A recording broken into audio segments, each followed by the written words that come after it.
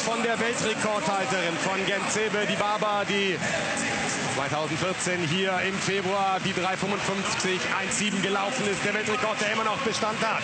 Sie führt das Feld hier an. Constanze Klosterhalfen auf der 3. Position. Tempomacherin ist rausgegangen. Und die 800 Meter in 2:07 Durchgangszeit. Das ist immer noch schnell genug. Sehr, sehr schnell. Sind gut unterwegs, auch wenn die Tempomacherin am Anfang weggezogen ist. Aber jetzt Dibaba in ihrem Rhythmus. Beatrice Chepkötsch auf der 2. Position.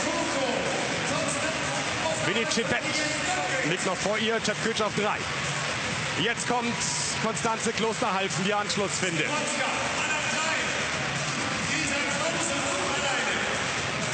Constanze Klosterhalfen mit 20 gehört sie zu den Topläuferinnen Europas. Ist an den beiden rangelaufen. Vorne Dibaba weg. 2 Runden noch für die Weltrekordhalterin.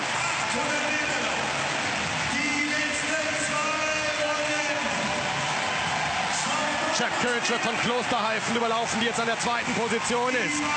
Super Renneinteilung von Constanze Klosterhalfen, die hier 2017 mit 19 Jahren absolute Spitze schon über 3000 Meter war.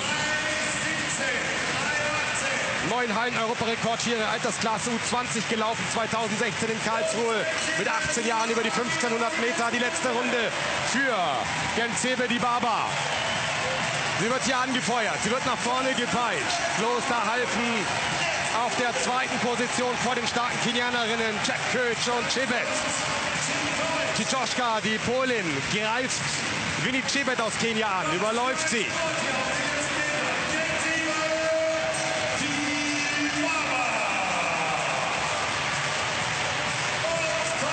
Und die letzten Meter für Gentsebe Dibaba. Auf alle Fälle eine neue Weltjahresbestleistung. An die 3:55,17 ist sie nicht rangekommen. Aber Constanze Klosterhalfen wird hier Zweite in diesem Rennen. Mit einer super Leistung, super Leistung. Wow.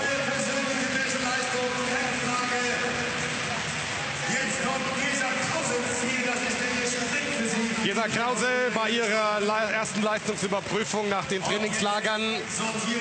Jetzt auch im Ziel auf der ungewohnten 1500 Meter Strecke, die 3000 Meter Hindernisspezialistin. Aber sie ist die neue Weltjahresbestzeithalterin. 4:12,45 von Marta Perez aus Spanien waren zu schlagen. Das hat sie förmlich pulverisiert in diesem Lauf. Das war ein tolles Rennen, absolut toll. Man sieht es an ihrem Gesicht auch, sie muss hinten raus natürlich beißen, aber diese Laufeleganz, das ist immer wieder einfach schön, sie laufen zu sehen. Sie war auch gar nicht so weit weg vom Meetingrekord. Der Weltrekord ist. Ja.